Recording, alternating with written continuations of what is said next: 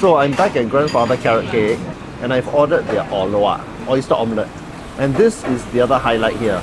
It's $8 and $10 and I ordered the $8 portion. $8 portion has got about 8 oysters I believe. It's got some spring onions on top, 1 lime, some chili sauce on the side, flour and eggs. And it's cooked in 100% pork lard. Got a bit of flour, got a bit of egg.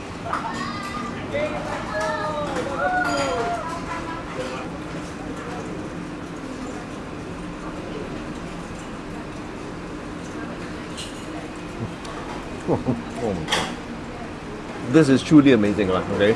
So far, this is the only stall that I know of in Singapore where you can actually request your luak to be fried in pork lard. I've been to all the famous luak stalls in Singapore and all of them use vegetable oils. And there is no option to even request for pork lard. And that is very unfortunate. When luak is fried in pork lard, right, there is this big aroma and full flavoured richness in every mouthful. When you first taste luak fried in pork lard, you'll understand why luak is so revered as a hawker dish. And of course, it is fried very well. Now before I jump into the rest of the video, first a word from our sponsor, Surfshark VPN. Now if you don't know what a VPN is, it's basically a service that protects you while you're using the internet.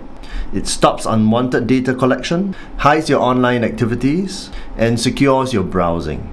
But best of all, you can get access to more shows and movies on Netflix and Disney+. So if you don't know by now, streaming services in Singapore, like Netflix, only have a restricted number of shows and movies on it.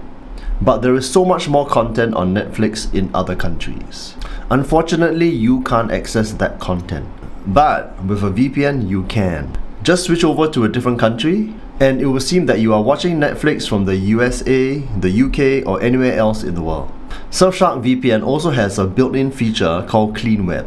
It includes an ad blocker, cookie pop-up blocker, data breach alert, and malware alert features. That is something that other VPNs do not have. So if you're interested, you can use my coupon code GREGSPEATS, and that will give you an exclusive deal with 3 months free upon purchasing a 2-year plan. You get to try it out for 30 days, and if you don't like it for any reason, there's a money-back guarantee. I have a link in the description box below, and now back to the video. In fact, it is fried super well. A little pork lard is heated up in the pan, then a thin layer of tapioca starch is drizzled on, and it is fried to a wonderful crispness, and it has a bit of that bouncy gooiness. The eggs are nicely fried in medium chunks, and there is a bit of fresh garlic thrown in towards the end, instead of at the beginning, and that results in a slightly fresher, stronger garlic flavour. As for the seasoning, a splash of the stall's secret savoury sauce is actually drizzled in towards the end. But that said, the dish could do with a slightly stronger savouriness. But aside from that, it's perfect. There is some spring onions for some herb flavour and a lime for a tangier flavour. So what I'm going to do is I'm going to add some of the eggs, I'm going to add some spring onions and a bit of lime, and I'm going to add 1 oyster in. There you go.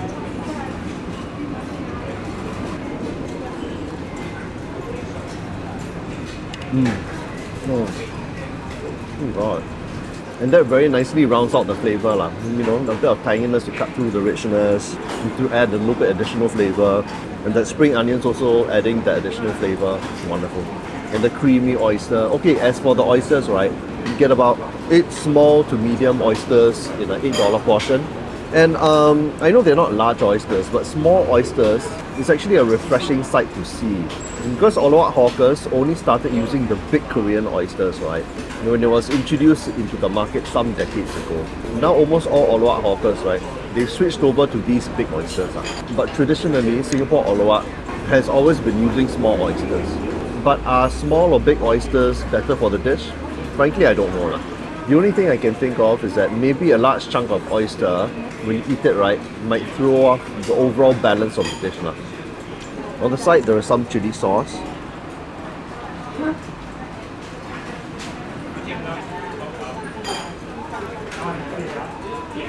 Fresh sweetness.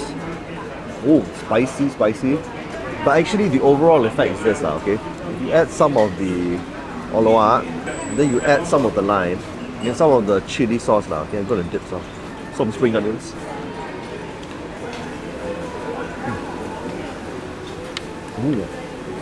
Fantastic, really. So So the overall effect is something like a fresh, slightly sweet, slightly sour flavor, which is quite nice, and it pairs well with that pork lard richness. But as a warning, right, add the chili with restraint, as the chili sauce is quite flavoursome, and it will dominate the subtle rich flavours of this orloak quite easily. Okay, so I'm going to do everything at once, okay? I'm going to add some of the starch dipped in chili, some of the egg, 1 oyster, and some lime, some spring onions.